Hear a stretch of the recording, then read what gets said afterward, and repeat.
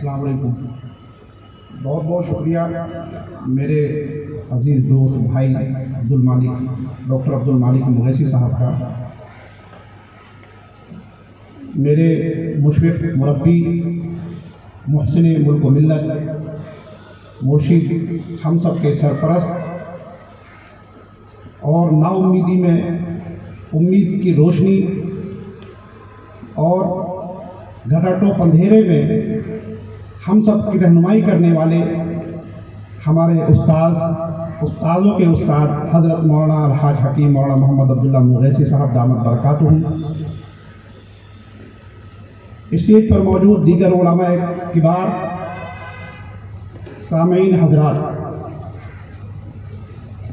میرے بارے میں جو میرے عزیز بھائی نے کہا ہے وہ بہت مبالغہ سے کام لیا گیا ہے. میں طالب علم ہوں، صحافت کرتا ہوں، پیشے سے خدمت کر رہا ہوں کسی بھی سطح پر اپنی قوم کی، اپنے ملک کی. اور میں اپنے استاد محترم حضرت الحاج حکیم مولانا عبداللہ مغیثی صاحب دامت برکاتہم کی موجودگی میں کچھ کہنے کی جسارت کروں، یہ میرے لیے بہت ہی عجیب سا محسوس ہو رہا ہے. لیکن پھر بھی مجھے حکم ملا ہے کچھ کہنے کا، تو میں آپ کے سامنے کچھ باتیں رکھنا چاہتا ہوں جو میری صحافتی زندگی کے تجربات ہیں. کیونکہ یہاں دیگر علماء دین کی، اسلام کی اور دوسرے امور پر آپ سے بات کریں گے، اس پر روشنی ڈالیں گے، کر بھی دی ہیں. تو تھوڑا ہٹ کے، چونکہ میں پیشے سے بھی صحافی ہوں، تو اس لیے میں چاہتا ہوں کہ جو میری صحافتی زندگی میں مسلمانوں کو لے کر خاص طور سے جو تجربات ملک میں ہو رہے ہیں، ملک بھر میں وہ مختصر وقت میں آپ کے سامنے رکھوں گا. دوستو،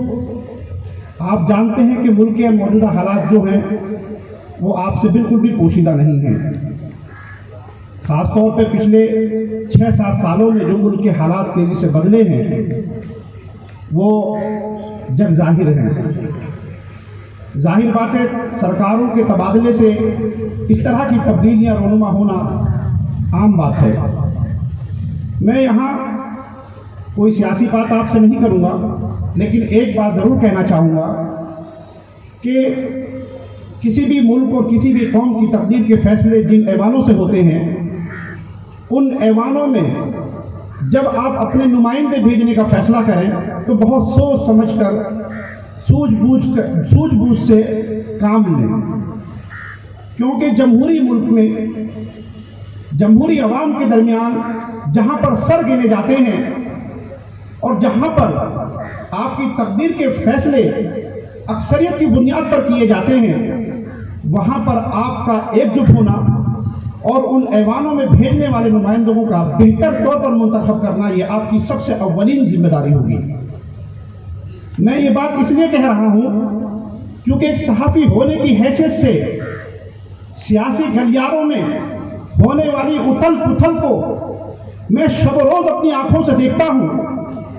اور میں دیکھتا ہوں کہ ہماری قوم کے تعلق سے ان نمائندوں میں کتنی سنجیدگی محسوس کی جاتی ہے، ان کے اندر کتنی تڑپ ہے. میں وہ سب نظارہ اپنی آنکھوں سے خوب اچھے سے دیکھتا ہوں. میں یہاں کسی پولیٹیکل پارٹی کا نام آپ سے نہیں لوں گا، لیکن اتنا ضرور کہوں گا کہ حمام میں سب ننگے ہیں. کوئی سیکولر کے نام پر آئے، چاہے کوئی سب کا وکاس اور سب کے ساتھ کے نام پر آئے، حالات تقریباً سب کے ساتھ ایک جیسے ہیں. جب بات ہماری قوم کی آتی ہے تو ان سب کا ایک ہی ایجنڈا ہوتا ہے، اور وہ ایجنڈا وہی ہے جس کے نتیجے میں آج ہم ان حالات سے دوچار ہیں. تو میں آپ سے گزارش کروں گا، بلکہ اپنے تمام معزز اور محترم علماء کی موجودگی میں پوری ذمہ داری کے ساتھ یہ بات کہنا چاہوں گا کہ ملک جب غلامی پہ، انگریزوں کے غلامی میں جوجھ رہا تھا، اس وقت جو کردار ہمارے ان مدارس کے علماء نے ادا کیا تھا، اور اس وقت ان مدارس کے قیام کے مقصد جو تھا وہ یہ تھا کہ غلامی کی زنجیر توڑ کر ہم اس ملک کو آزاد کرائیں اور اپنی آئندہ آنے والی نسلوں کو آزاد ملک میں جینے کا اختیار دیں. تو ان مدارس کا وہ خواب اس حیثیت سے تو پورا ہوتا نظر آتا ہے کہ آج الحمدللہ پورے ہندوستان میں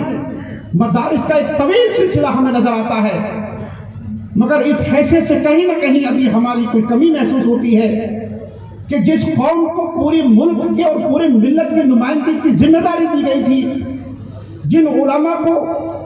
انما العلماء ورثۃ الانبیاء کہہ کر یہ ذمہ داری دی گئی تھی کہ جب بھی قوم کو ضرورت پڑے گی تمہیں آگے آ کر ان کی نمائندگی کرنی ہوگی، آج وہ کہیں نہ کہیں تھوڑا پیچھے نظر آ رہے ہیں۔ میں پورے یقین کے ساتھ یہ بات کہہ سکتا ہوں کہ جب بھی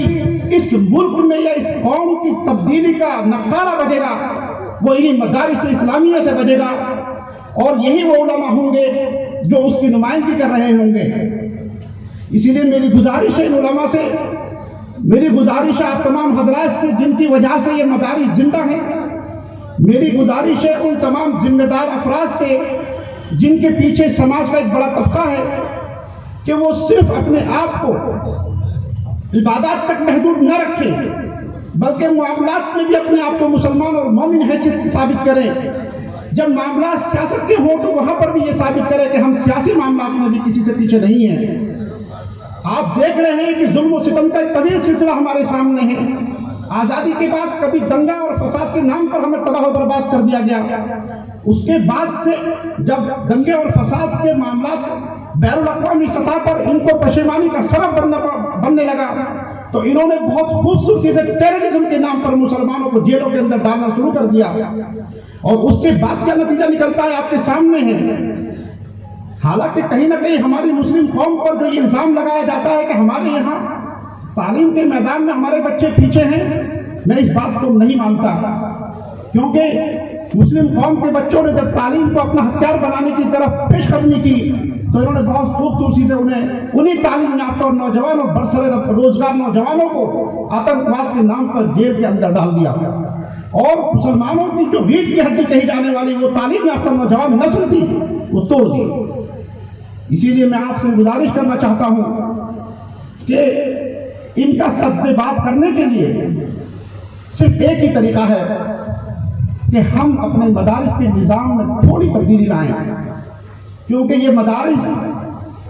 بلا شبہ دینی قلعہ ہیں جہاں صرف دین کی نہیں بلکہ دین سے وابستہ اور دین کی فکر رکھنے والی تمام اقوام کے تحفظ کی ضمانت ہے۔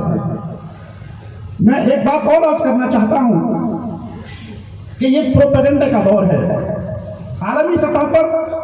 ہم امریکہ اور اسرائیل کو لعن طعن کرتے ہیں، الگ الگ ممالک میں ان کے ایجنڈوں کو مورد الزام ٹھہراتے ہیں، لیکن ہم کبھی اس بات پر غور نہیں کرتے کہ آخر ان مسائل کا حل کیا ہے۔ یہ پروپیگنڈے کا دور، جسے آپ میڈیا کا دور بھی کہہ سکتے ہیں، جسے آپ سوشل میڈیا کا دور بھی کہہ سکتے ہیں، جسے آپ ڈیجیٹلائزیشن کا بھی دور کہہ سکتے ہیں، اس دور میں ہمارے اوپر یہ ذمہ داری کہاں بنتی ہے کہ ہم اور تمام میدانوں میں ایک کلیدی کردار ادا کریں، وہیں ہماری ذمہ داری یہ بھی بنتی ہے کہ ہم اپنی آواز کو ہر زبان میں ملک اور ملک سے باہر تک پہنچانے کے لیے اپنا ایک میڈیا ہاؤس کھڑا کریں، ہم اپنا ایک ایسا پلیٹ فارم تیار کریں جہاں ہم دوسروں کا منہ نہ دیکھیں، جہاں ہمیں یہ شکایت نہ ہو کہ فلاں چینل والا اور فلاں میڈیا ہاؤس ہمارے بارے میں غلط فہمیاں پھیلا رہا ہے، بلکہ ہمارے پاس اپنا میڈیا ہاؤس ہو۔ جس طرح سے ہمارے پاس اپنے ادارے ہیں، ظاہر بات ہے اداروں کا قیام بھی دینی مقاصد کے تحت وجود میں آیا تھا، تو آج اس پروپیگنڈے کے دور میں اگر ہم اس کے سدباب کے لیے، اس کا جواب دینے کے لیے اور دین کی بہترین دعوت دینے کے لیے اگر اس کے مد مقابل کوئی اپنا میڈیا ہاؤس کھڑا کرتے ہیں یا اپنا کوئی چینل کھڑا کرتے ہیں یا ایسا کوئی پلیٹ فارم بناتے ہیں، تو میں سمجھتا ہوں یہ بھی ہمارے قوم کے اوپر ایک اہم ذمہ داری ہے۔ میں اپنی بات کو مختصر کرتے ہوئے ایک بار پھر آپ حضرات سے گزارش کروں گا کہ اپنے بچوں کو چاہے آپ کو بھوکا رہنا پڑے، چاہے آپ کو فاقہ کرنا پڑے، لیکن تعلیم ضرور دلانا، کیونکہ جب بھی کبھی ایوانوں میں رد و بدل کرنے کی کوشش کی جاتی ہے وہاں تعلیم یافتہ افراد کو بھی آگے کیا جاتا ہے۔ جب ہمارے ملک کا قانون بنا تب بھی قانون ساز افراد کو ہاتھوں میں ذمہ داری دی گئی، اگر ہم پڑھے لکھے نہیں ہوں گے تو بھیڑ کے ریوڑ کی طرح ہانک دیے جائیں گے۔ اس لیے میری گزارش ہے کہ آپ حضرات اپنے بچوں کو زیادہ سے زیادہ تعلیم دلائیں، اور وہ تعلیم دلائیں جو ہمارے دین کے لیے، ہماری قوم کے لیے اور ہمارے ملک کے لیے مفید ہو، چاہے وہ کسی بھی سطح پر ہو۔ میں انہی چند باتوں پر اپنی بات کو ختم کرتا ہوں۔ واقعی